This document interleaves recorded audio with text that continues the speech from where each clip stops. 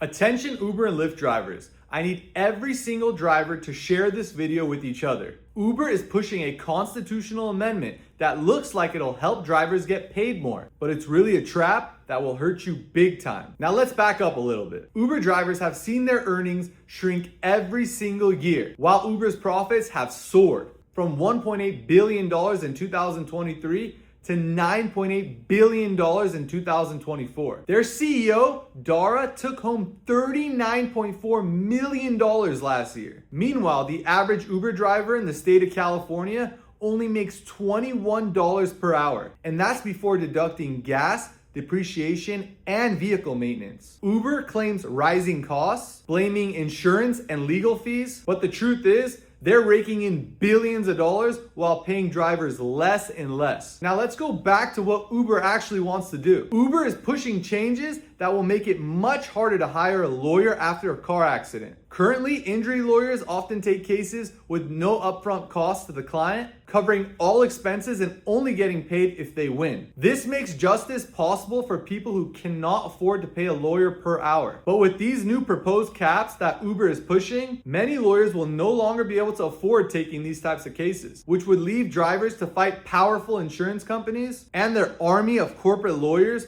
by themselves. And this is exactly what Uber and all corporations want. They want to be able to take advantage of you as a consumer, knowing that you cannot afford to pay an attorney by the hour so that they can crush you. Uber drivers, ask yourself, when has Uber done anything to benefit you out of the kindness of their own heart? Uber CEO Dara gets paid $39.4 million per year, but wants to tell the public that costs are too high? Don't fall for it. If Uber tries to ask you to sign a petition, don't do it. If this makes the ballot next year, vote no. To protect Californians' access to care, fair compensation, and the right to hire a lawyer who can actually take your case. Remember, corporations are not your friend. They are your enemy. Please share this video with everyone.